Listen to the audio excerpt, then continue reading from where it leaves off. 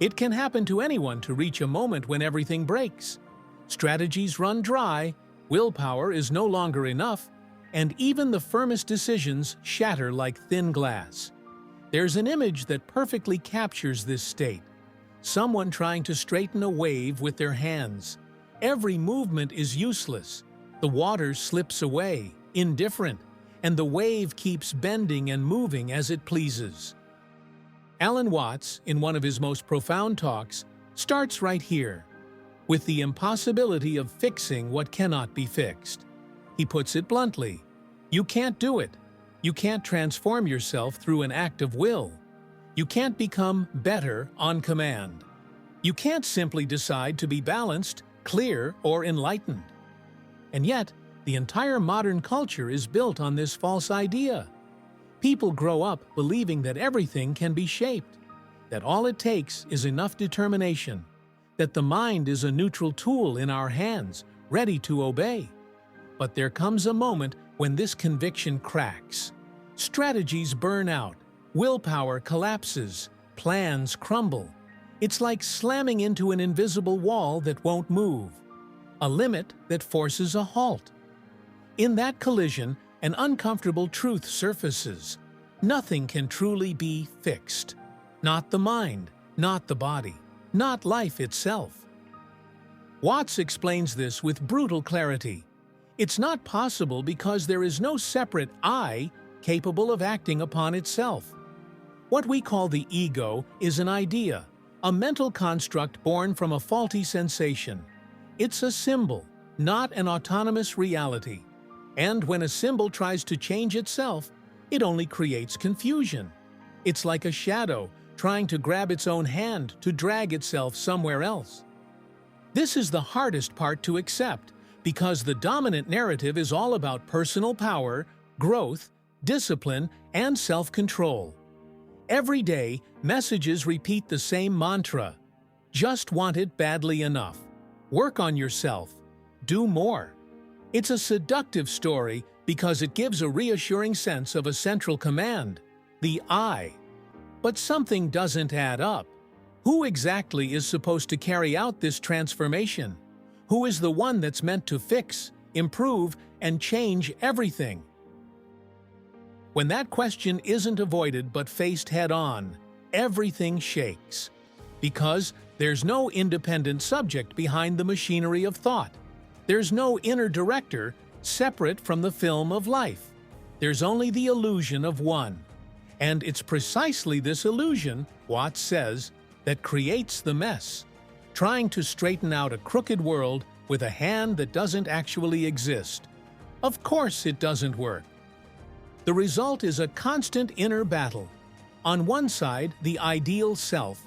On the other, the self to fix. Two images at war inside the same mind. Every victory is temporary, every transformation fragile, because the battlefield itself is built on sand. This goes on until the breaking point arrives, the point where human beings, individually and collectively, hit a dead end. Watts called it, man's extremity is God's opportunity. At the extreme limit of human effort, reality steps in. That's the turning point. When there's nothing left to do, life begins to happen as it is. In that moment, it's no longer about effort or technique. There's nothing to apply. Everything keeps moving on its own. Breathing continues, even in sleep. The heart beats without asking permission. Thoughts rise and fall like waves. The wind blows. Trees sway. Blood circulates. Existence has never stopped functioning. It was only drowned out by background noise. The voice of the I, pretending to conduct the orchestra. Watts explains that this real self isn't something hidden beneath the skin. It's not a consciousness sealed inside a skull observing an external world. It's the whole process happening. Inside and outside aren't two separate realities. Looking at a tree moving in the wind is looking at yourself, not the social me, not the name or role, but the very being that is unfolding. This is the most revolutionary part of his thought. It's not about finding a new way to control, but about seeing clearly that there never was a controller.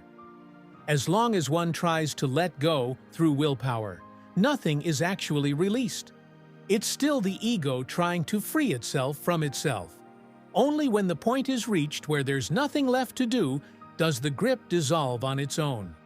Not because someone loosened it, but because it becomes clear that no one was holding on in the first place. This dynamic isn't just personal, it's collective. Modern societies have pushed the logic of control to its limits. Everything is organized, regulated, measured. Natural phenomena are predicted, behaviors are planned, every detail is governed. But the more control is imposed, the more cracks appear. Nature responds in unpredictable ways. Systems jam. Complexity slips out of human hands. It's the same mechanism, just on a larger scale. When Watts spoke about the end of doing, he didn't mean it as an invitation to passivity. He wasn't suggesting that one should stop acting, but rather to recognize the true nature of action.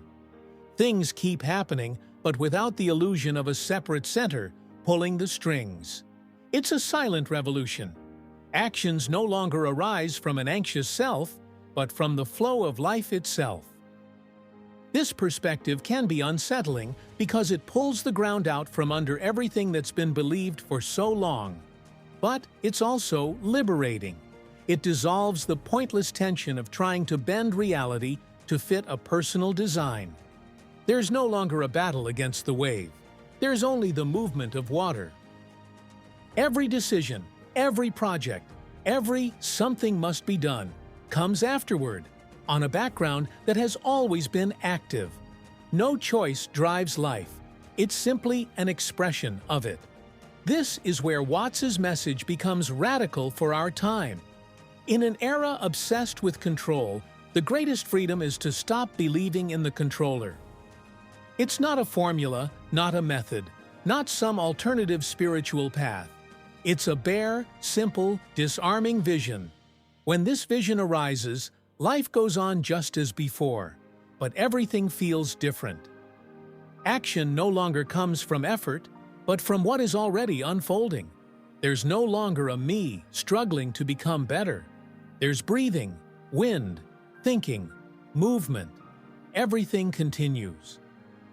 This is the end of the illusion of control. It's not a catastrophe, it's a beginning. It's a return to reality without masks, the one Watts urged people to face without defenses. Because, in the end, life has never needed to be fixed. It's already happening. It always has been.